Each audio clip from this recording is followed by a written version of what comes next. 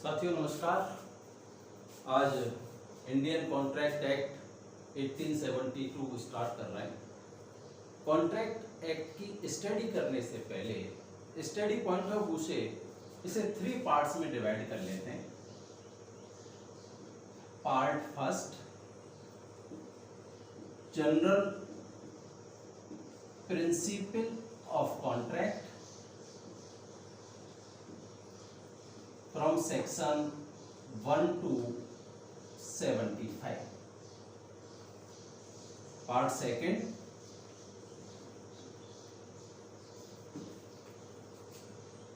specific contract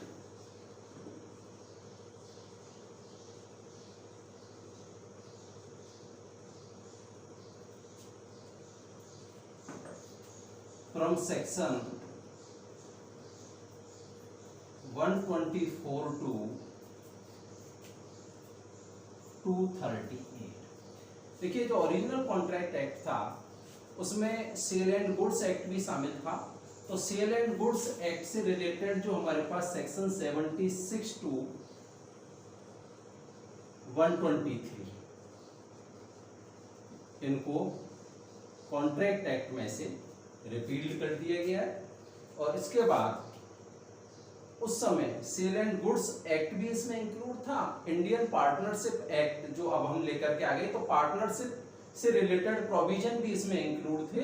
तो उनसे related जो सेक्शंस थे, सेक्शन 239 टू 260, इनको भी रिपील कर दिया गया है। तो स्पेसिफिक कॉन्ट्रैक्ट, विनिर्दिष्ट संविधान, from section 124 to 130A and part third,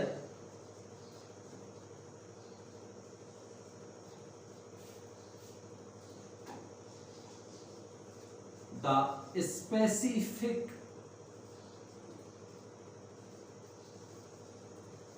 relief act 1963 from section 1 to 42। तो 3 पार्टों में हमने स्टडी पॉइंट ऑफ व्यू से इसे डिवाइड किया। हम शुरुआत करते हैं पार्ट फर्स्ट से, general principle of contract from section 1 to 75। भारतीय संविदा अधिनियम 1872, 25 अप्रैल 1872, 25 अप्रैल 1872 date of enactment, date of assent. जब भी कोई अधिनियम बनता है, कानून बनता है, तो कानून तब बनता है यदि वो सेंट्रल गवर्नमेंट ने, सेंट्रल लेजिस्लेशन ने पास किया है। तो जब तक उस पर प्रेसिडेंट महोदय की सिग्नेचर या उनकी असेंट नहीं मिल जाती, तब तक वो अधिनियम नहीं बन पाता। तो डेट ऑफ एनेक्टमेंट इसका 25 अप्रैल 1872 है। Act number 9 of 1872। ये बातें बहुत महत्वपूर्ण हैं, क्योंकि देखिए, डेट ऑफ एनेक्टमेंट अलग होता है और डेट ऑफ कमेंसमेंट अलग होता है। हालांकि कभी कभी ये दोनों एक ही होते हैं, ये जरूरी नहीं होता। ये जनरल क्लॉजेज एक्ट में इसको डिफाइन किया गया है कि कभी कभी तो ऐसा होता है कि जैसे ही प्रेसिडेंट महोदय या गवर्नर महोदय ने जब उस बिल के लिए अपनी असेंट दी है, उन्होंने अपने सिग्नेचर कर दिए हैं, तो कभी कभी तो उसी डेट को उसका कमेंसमेंट हो जाता है। लेकिन कभी कभी ये गवर्नमेंट्स के ऊपर डिपेंड करता है कि उस डेट के अलावा वो एक अलग से डेट निर्धारित करते हैं और उस डेट को उसका कमेंसमेंट होता है। जनरली ये जनरल क्लॉजेज एक्ट में एडमिनिस्ट्रेटिव बॉडीज उसे तय करती हैं कि किस डेट से उसे कमेंसमेंट, किस डेट से उसे एनफोर्स किया जाए, किस तारीख से उसे लागू किया जाए। तो इंडियन कॉन्ट्रैक्ट एक्ट को पढ़ने से पहले सबसे पहले हम देखते हैं कि इसकी प्रीएम्बल क्या है। देखिए, वेयर एज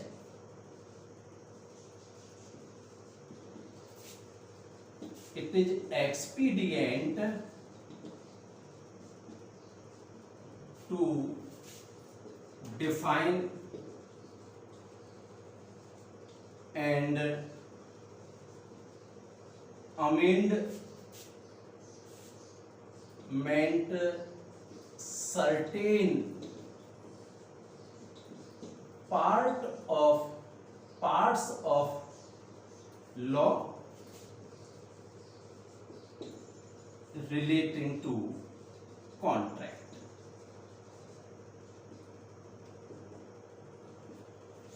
कॉन्ट्रैक्ट एक्ट की जो प्रस्तावना है, प्रस्तावना में ये लिखा हुआ है कि संविदाओं से संबंधित विधि के कुछ भागों को परिभाषित एवं संशोधित करने के लिए समीचीन है। अब देखिए, इसकी जो प्रियम्बल है उसमें एक विशेष बात छुपी हुई है, और वो विशेष बात ये है, certain parts of law relating to contract, यानी कि इंडियन कॉन्ट्रैक्ट एक्ट में कॉन्ट्रैक्ट से रिलेटेड प्रोविजन जो है वो कंप्लीट नहीं है, पूर्ण नहीं है। तभी तो प्रियम्बल में ये कहा गया है कि संविदाओं से संबंधित विधि के कुछ भागों को परिभाषित करना और संशोधित करना। इट मीन्स सभी संविदाओं से संबंधित संविदाएं इंडियन कॉन्ट्रैक्ट एक्ट 1872 कवर नहीं करता है। तो इसका मतलब क्या किसी अदर एक्ट्स में भी कॉन्ट्रैक्ट होते हैं? यस, बिल्कुल होते हैं। तो जैसे negotiable instrument act 1881, negotiable instrument act में जो भी कॉन्ट्रैक्ट होंगे उस पर इंडियन कॉन्ट्रैक्ट एक्ट के प्रोविजन अप्लाई नहीं होंगे। ट्रांसफर ऑफ प्रॉपर्टी एक्ट 1882 में जो भी कॉन्ट्रैक्ट होंगे उन पर इंडियन कॉन्ट्रैक्ट एक्ट के प्रोविजन से अप्लाई नहीं होंगे। सेल एंड गुड्स एक्ट 1930 पर एप्लीकेबल नहीं होंगे। इंडियन पार्टनरशिप एक्ट 1932 पर भी इंडियन कॉन्ट्रैक्ट एक्ट के प्रोविजन से अप्लाई नहीं होंगे। उसी तरीके से इंडियन इंश्योरेंस एक्ट 1938 पर भी इंडियन कॉन्ट्रैक्ट एक्ट के प्रोविजन अप्लाई नहीं होंगे। तो इस तरीके से इंडियन कंपनीज एक्ट पर भी इसके प्रोविजंस अप्लाई नहीं होते। द स्पेसिफिक रिलीफ एक्ट पर भी इस इंडियन कॉन्ट्रैक्ट एक्ट के प्रोविजन अप्लाई नहीं होते। तो लेकिन फ्रॉम सेक्शन 1 to 75 में जितने भी जो कॉन्ट्रैक्ट्स दिए हुए हैं उनमें ये अपने आप में एग्जॉस्टिव है, संपूर्ण है, लेकिन संविदाओं से संबंधित सभी विधियों का विस्तृत वर्णन इंडियन कॉन्ट्रैक्ट एक्ट नहीं करता है। द इंडियन कॉन्ट्रैक्ट एक्ट मतलब preamble make it clear that the Indian Contract Act 1872 is not extended to be exhaustively on whole law relating to contract। मतलब संविदाओं से संबंधित सभी विधियों का या संविदाओं से संबंधित विधि की सभी शाखाओं का इंडियन कॉन्ट्रैक्ट एक्ट वर्णन नहीं करता। अब एक वर्ड में यदि हम इस बात को कहना चाहें तो हम ये कह सकते हैं कि Indian contract act is not exhaustive. संविदा अधिनियम अपने आप में संपूर्ण नहीं है। कभी कभी ये जो कुछ भी मैं आपको पढ़ा रहा हूं, आज की क्लास में जो कुछ भी मैं पढ़ाऊंगा, ये जैसे जुडिशरी एग्जाम में जो प्री का हमारा मटेरियल है, प्री में बहुत क्वेश्चंस यहाँ से बनते हैं। यहाँ से कॉन्ट्रैक्ट एक्ट की बात नहीं कर रहा हूं मैं, जितने भी एक्ट आप पढ़ोगे तो उनका जो प्रीलिमिनरी पोर्शन है या इंटरप्रिटेशन क्लॉज है, वहां से इस तरीके के छोटे छोटे क्वेश्चन बनते हैं। जैसे डेट ऑफ एनेक्टमेंट है, एक्ट नंबर है, किस ईयर में पास किया गया, इसकी प्रीएम्बल क्या है। ये 2 मार्क्स का भी क्वेश्चन इसमें आ जाता है कि इसकी प्रीएम्बल क्या है। तो एक वर्ड में हमने बात की, the Indian contract act is not exhaustive. और एक दूसरी बहुत इंपॉर्टेंट बात मैं आपको बता रहा हूं, the Indian contract act has not retrospective effect. भारतीय संविदा अधिनियम का भूतकालीन परिवर्तन नहीं है। इसका क्या मतलब होगा कि भाई भारतीय संविदा अधिनियम 1872 में भी जो डेट ऑफ कमेंसमेंट है, डेट ऑफ कमेंसमेंट हमारी है जिसे हम आगे डिस्कस करेंगे 1 सितंबर 1872। तो 1 सितंबर 1872 से पहले की गई संविदाओं पर इंडियन कॉन्ट्रैक्ट एक्ट 1872 के प्रोविजंस अप्लाई नहीं होंगे। इसलिए एक कभी कभी यहाँ ऑब्जेक्टिव टाइप का क्वेश्चन बनता है कि the Indian contract act has not retrospective effect. और एक तीसरी बात, the Indian contract act is based on the English law, यानी कि भारतीय संविदा अधिनियम अंग्रेजी विधि पर आधारित है। तो प्रीएम्बल से बिल्कुल क्लियर हो गया कि संविदाओं से संबंधित समस्त विधियों का वर्णन नहीं करता है। Certain parts of law relating to contract, संविदाओं से संबंधित विधि के कुछ भागों को ही ये परिभाषित करता है एवं संशोधित करता है। अब इसकी डिटेल स्टडी करने के लिए हम इसके चैप्टर वाइज इसे डिवाइड कर लेते हैं। जैसे preliminary,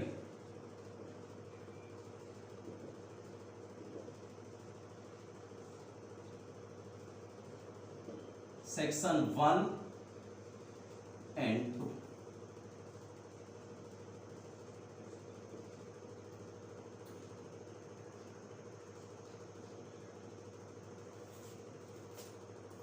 chapter 1 of the communication,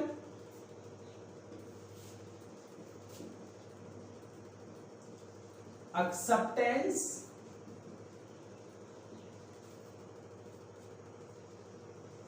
and revocation of proposal. Chapter 2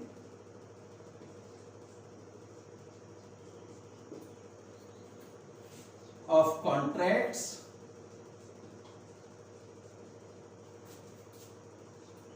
voidable contract,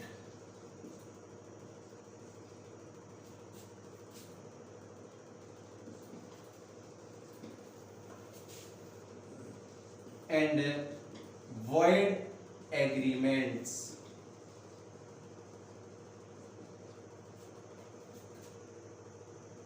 Chapter 3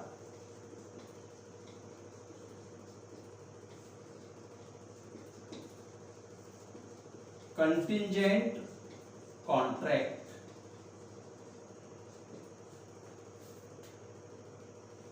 प्रारंभिक preliminary section 1 and 2. Chapter 1 of the communication, acceptance and revocation of proposal, प्रस्तावों का संसूचना, स्वीकृति एवं प्रतिसंग्रहण, फ्रॉम सेक्शन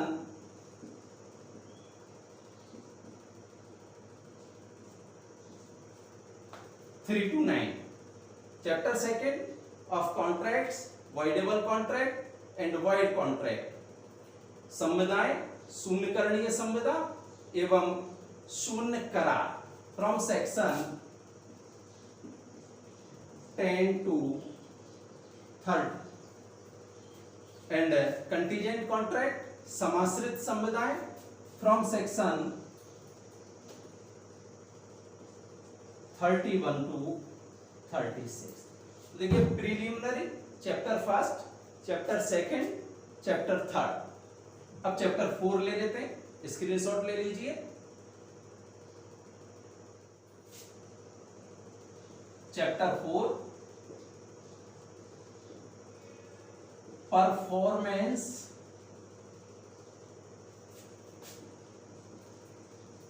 ऑफ कॉन्ट्रैक्ट, संविदाओं का पालन, सेक्शन 37 to 67. अब इसको भी अलग अलग पार्ट्स में डिवाइड करते हैं। Part 1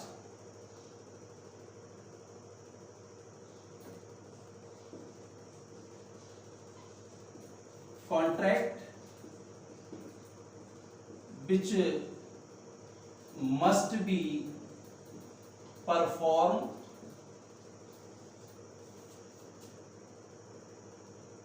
from section 37 to 39. Part second, by Hume,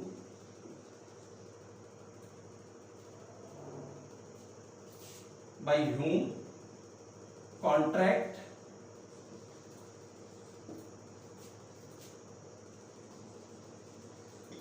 must be performed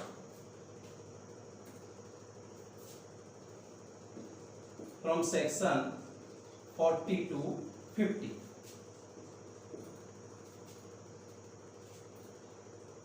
Reciprocal contract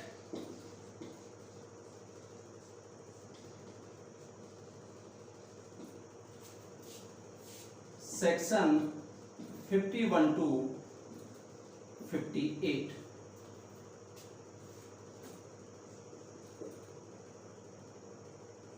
Appropriation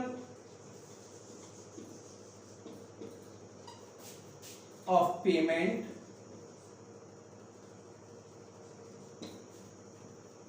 from section 59 to 61 and fifth part है contract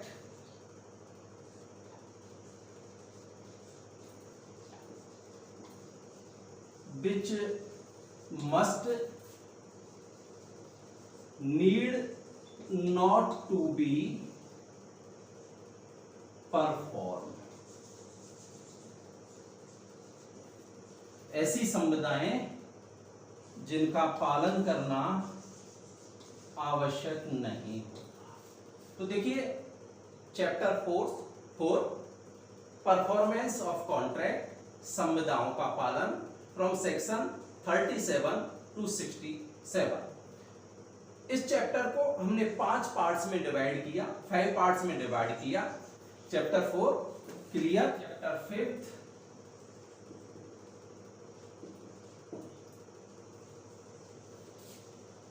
quasi contract, section 68 to 72।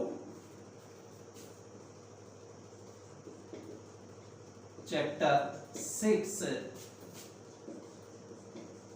of the consequences of breach of contract, section 73, 74, 75।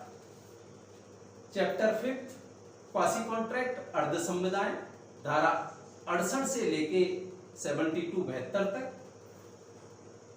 संविदा भंग, chapter 6 संविदा भंग के परिणामों के विषय में, सेक्शन 73, 74, 75। तो इस तरीके से स्टडी पॉइंट ऑफ व्यू से कॉन्ट्रैक्ट एक्ट को पढ़ने के लिए हमने उसे 6 चैप्टर्स में डिवाइड किया। अब हम 1 बाय 1 सबसे पहले प्रीलिमिनरी पोर्शन को देखते हैं कि उसमें क्या है।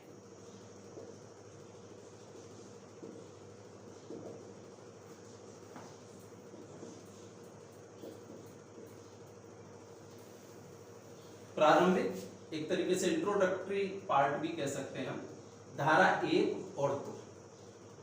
सबसे पहले देखते हैं सेक्शन 1। सेक्शन 1 में 4-5 बातें हैं जो आपको याद रखनी है और निश्चित रूप से ऑब्जेक्टिव टाइप एग्जाम है, चाहे वो जुडिशरी से रिलेटेड हो, चाहे वो नेट की एग्जाम से रिलेटेड हो, चाहे वो असिस्टेंट प्रोफेसर जो वेरियस पीएससी इस एग्जाम को लेती हैं उनसे रिलेटेड हो, कोई भी कॉम्पिटिटिव एग्जाम हो, यहां से आपको क्वेश्चन मिलता ही मिलता है। तो सेक्शन 1 में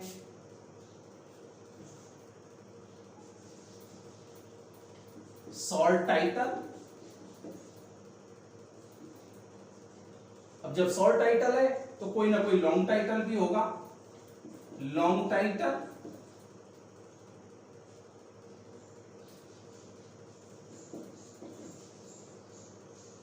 extent of the act, date of commencement and saving clause।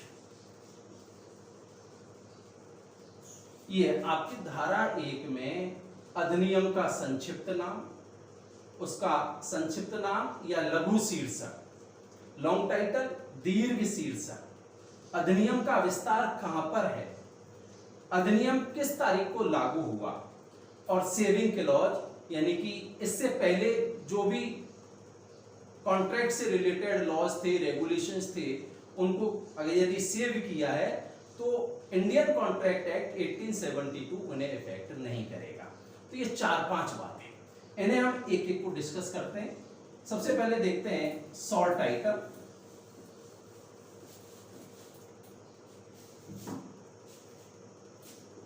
The Indian Contract Act 1872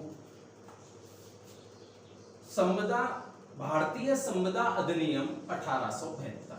short title of the act भारतीय संविदा अधिनियम 1872। अब यदि हम इसके लॉन्ग टाइटल की बात करें तो लॉन्ग टाइटल है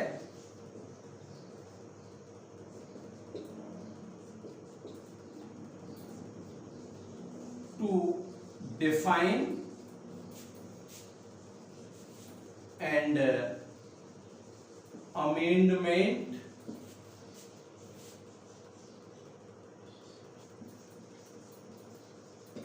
certain parts of a law relating to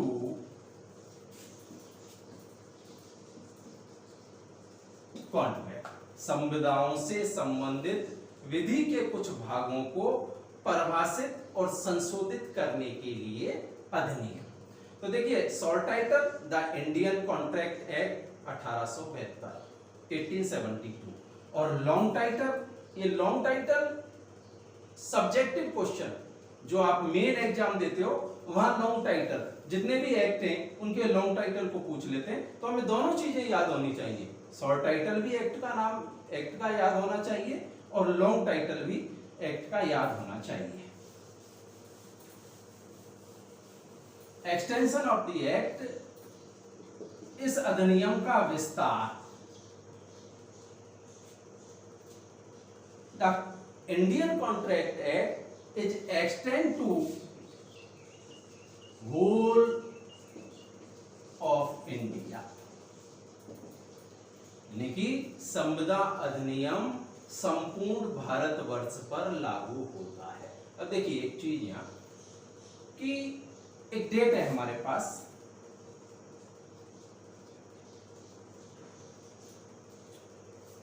before 31 October 2019 Indian contract act extend to whole of India except J&K state before 31 October 2019, मतलब 31 अक्टूबर 2019 से पहले भारतीय संविदा अधिनियम 1872 संपूर्ण भारतवर्ष में लागू होता था, जम्मू कश्मीर राज्य को छोड़ करके। लेकिन 31 अक्टूबर 2019 एक्ट नंबर 34 ऑफ 2019 से इसका जो एक्सटेंशन है, इसका जो एक्सटेंड है, विस्तार है, वो संपूर्ण भारतवर्ष पर कर दिया गया और विद इफेक्ट फ्रॉम 31 अक्टूबर 2019। तो संपूर्ण भारतवर्ष में प्रेजेंट टाइम में इंडियन कॉन्ट्रैक्ट एक्ट संपूर्ण भारतवर्ष में लागू होता है। डेट ऑफ कमेंसमेंट प्री में बहुत ज्यादा पूछा जाता है और सभी एक्ट्स में, इसलिए ये चीजें आपको याद होनी चाहिए। डेट ऑफ कमिटमेंट 1 सितंबर 1872। एंड यदि सेविंग क्लॉज की बात करें,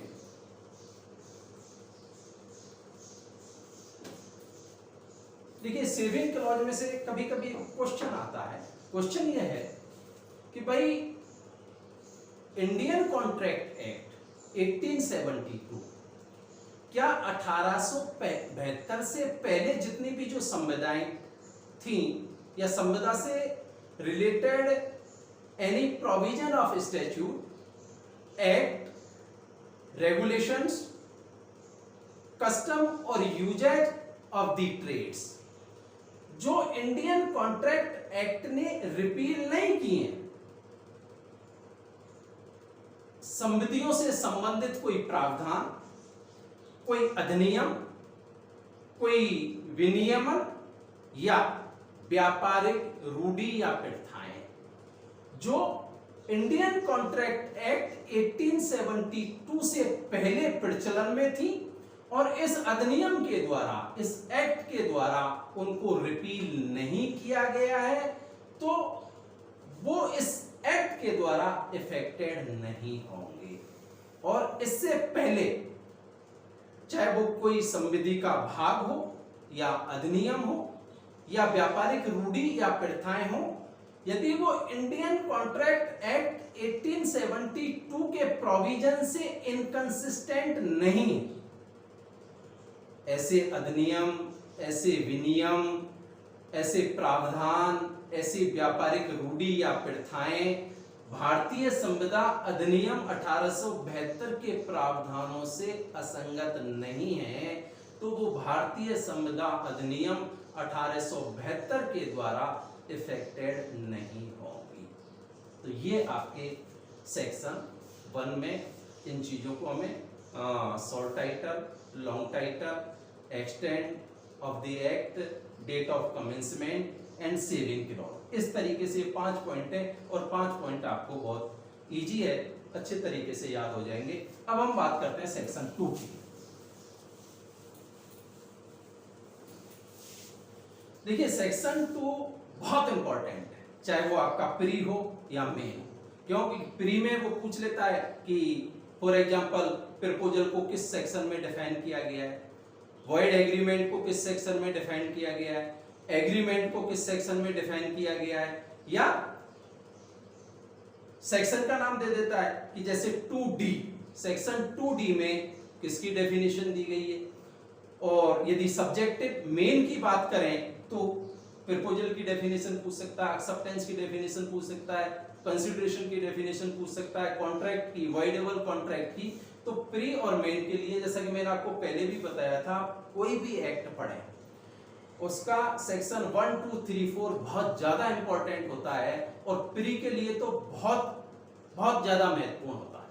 तो इसलिए सेक्शन 2 में आज हम ये देखेंगे कि कौन कौन सी डेफिनेशंस हैं जिन्हें हमें पढ़ना है। Section 2A proposal.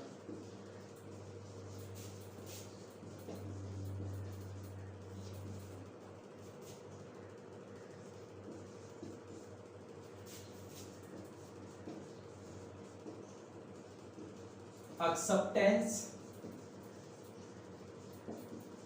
स्वीकृति या प्रतिग्रहण भी कह सकते हो आप।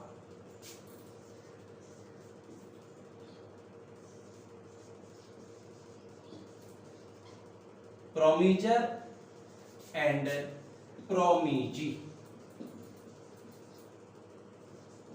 वचनदाता और वचन ग्रहीता। 2D consideration,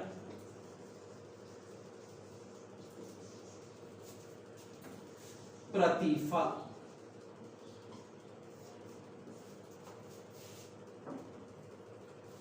proposal 2A proposal प्रस्ताव, सेक्शन 2B एक्सेप्टेंस स्वीकृति, 2C प्रोमीजर एंड प्रोमीजी, 2D कंसिडरेशन प्रतिफल।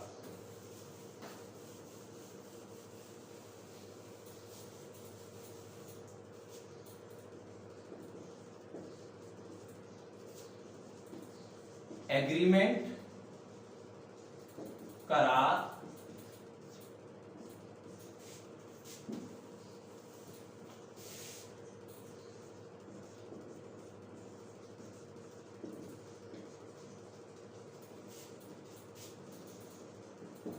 रेसिप्रोकल प्रॉमिस, व्यतिकारी वचन। 2F रेसिप्रोकल प्रॉमिस, व्यतिकारी वचन। 2G वॉइड एग्रीमेंट,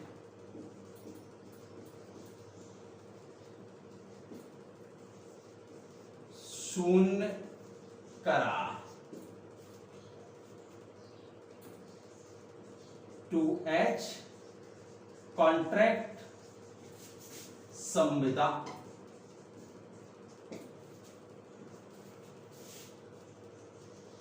एग्रीमेंट करार, रेसिप्रोकल प्रॉमिस, व्यतिकारी वचन, वॉइड एग्रीमेंट, शून्य करार, कॉन्ट्रैक्ट संविदा।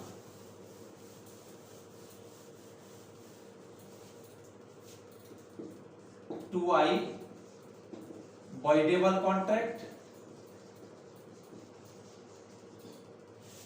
शून्य करणीय संविदा। एंड 2J वॉइड कॉन्ट्रैक्ट, शून्य संविदा।